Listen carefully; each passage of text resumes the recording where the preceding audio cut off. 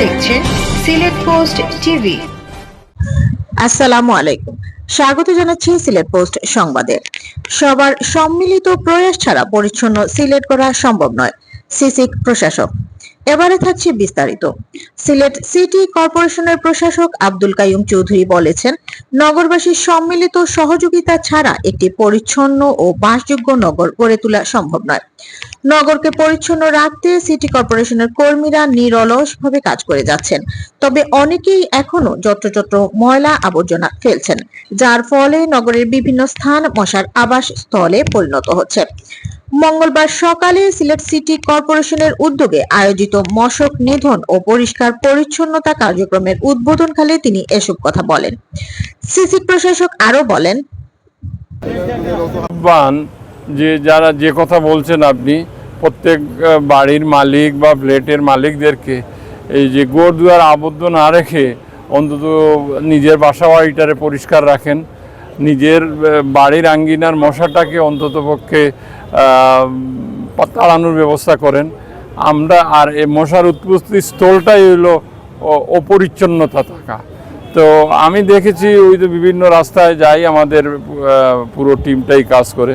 কয়েকদিন আগে সাগরদিঘির পাড়ের দিকে গেছিলাম, আমার ওই যে আমাদের সাথে চিফ মেডিকেল অফিসারও ছিলেন।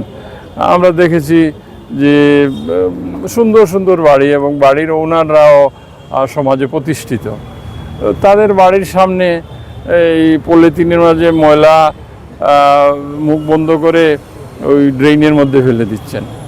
তো এইগুলো তো আমরা, যদিও আমাদের সিটি কর্পোরেশন এগুলো পরিষ্কার করছে, কিন্তু এইটুকু তো সচেতনতা থাকতে হবে যে আমার বাড়ির সামনে যদি আমি অপরিষ্কার রাখি, তাহলে এটা মশা বা দুর্গন্ধটা তো আমার ঘরেই যাচ্ছে। আর মেন পাওয়ার সিলেট সিটি কর্পোরেশনে আপনারা জানেন যে পরিচ্ছন্ন কর্মীরা দিনরাত কাজ করছে, এবং যে পরিমাণ পরিচ্ছন্ন কর্মী প্রয়োজন আমাদের সেই পরিমাণ পরিচ্ছন্ন কর্মী আছে এবং কাজ করে যাচ্ছে। মেন পাওয়ার নিয়ে আমাদের খুব একটা সমস্যা হচ্ছে না। মশক নিধন ও পরিচ্ছন্নতা কার্যক্রমের উদ্বোধনের আগে সিলেট কেন্দ্রীয় শহীদ মিনার প্রাঙ্গণ থেকে একটি সচেতনামূলক র্যালি বের করা হয়। র্যালিতে সিটি কর্পোরেশনের প্রধান নির্বাহী কর্মকর্তা মোহাম্মদ রেজাই রাফিন সরকার সহ বিভিন্ন পর্যায়ের কর্মকর্তা কর্মচারীরা অংশগ্রহণ করেন।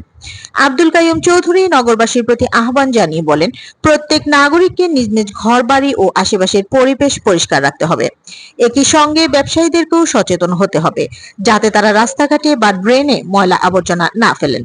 পরে সিসিক প্রশাসক নগরের দাঁড়িয়াপাড়া এলাকায় চলমান মশক নিধন কার্যক্রম পরিদর্শন করেন। এ সময় আরেকটি বাসা বাড়ির আশেপাশে ময়লা আবর্জনার স্তূপ দেখতে পেয়ে তিনি অসন্তোষ প্রকাশ করেন।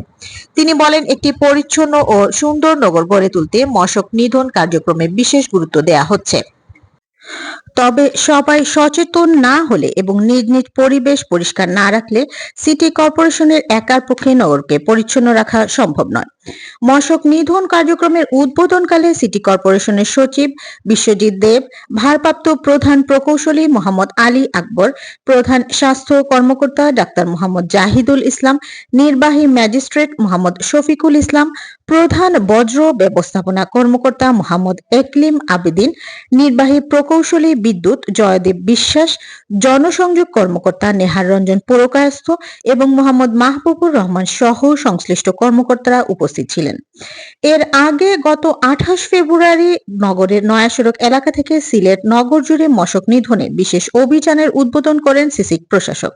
সেই ধারাবাহিকতায় নগরের বিভিন্ন ওয়ার্ডে পর্যায়ক্রমে এই কর্মসূচি পরিচালিত হচ্ছে।